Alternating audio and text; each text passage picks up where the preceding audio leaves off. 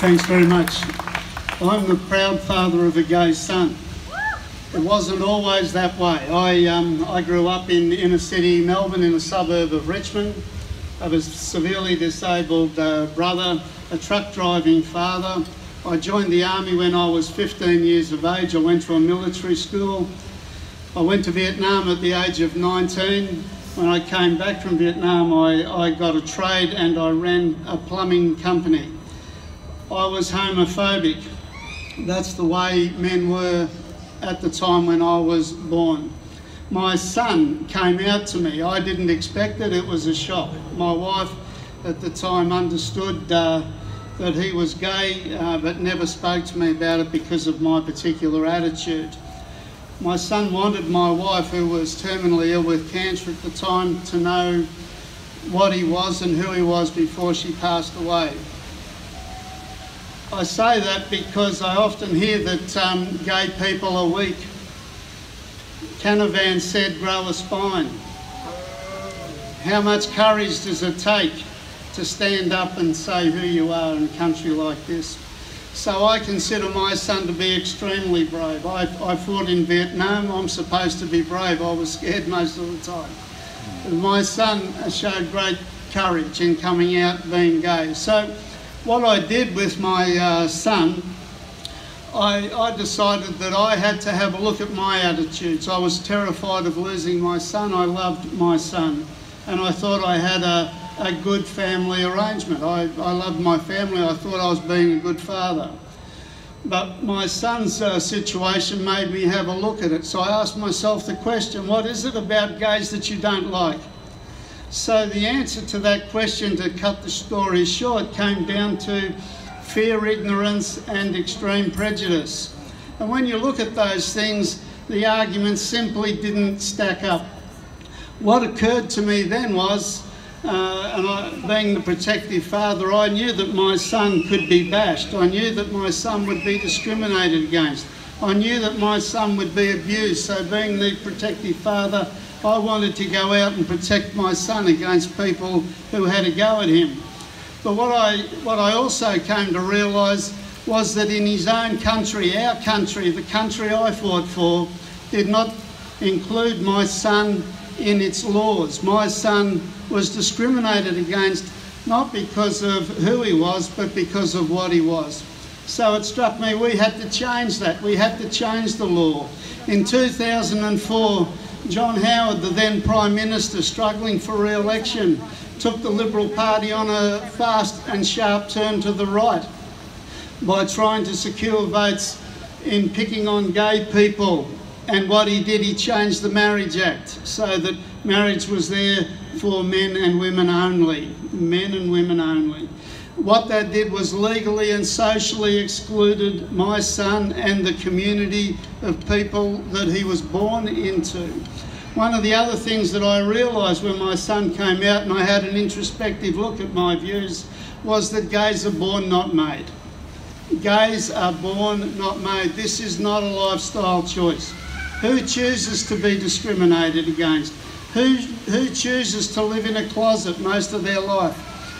People who are not looking for a lifestyle choice, that's who they are.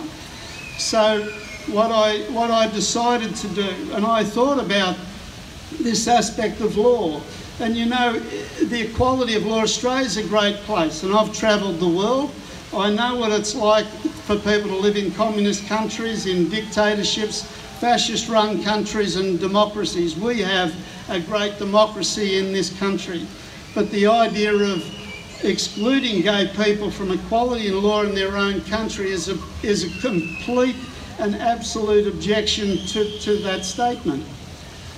In a democratic society, the most basic footing, the cornerstone of our democracy is that everybody is treated equally in law. We should all be entitled to equality in law.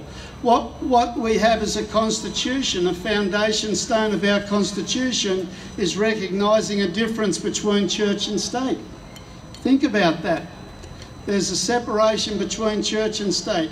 So what do we have at the moment? We have a No campaign that's telling us that an organisation that marries less than 30% of Australians, that has no more power than a marriage celebrant in the pink pages is wanting to control who gets married. Now that doesn't sound very democratic to me.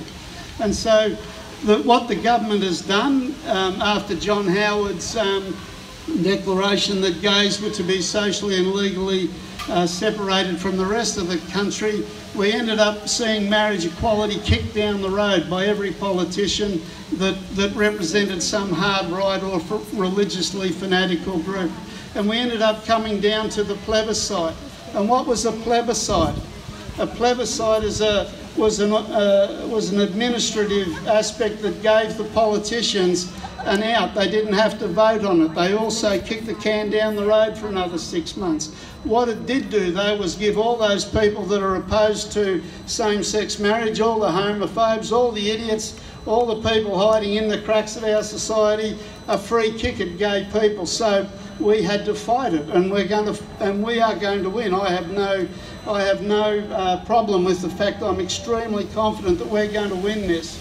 And as one of the previous speakers said, this won't be the end of this battle for these people, because politicians will be demanding, they call it religious freedom. What I call it is the right to interfere with the democratic lives of other people. When I hear about, and look, I know this campaign has been hurtful. I know it's been harmful to people. Can I say this to you? And I can say this because I have fought for this country. I know what it means. But the reason people fought for this country, and they've done it since this country has evolved, is that they've fought for freedom. This is one of those freedoms. No freedom in this country has ever been won without people, young people, going out and fighting for that freedom. So we might be tired, we might be hurt, we might be wounded, but I'll tell you what, we're victorious. So let's go down and enjoy this. Be proud of who you are.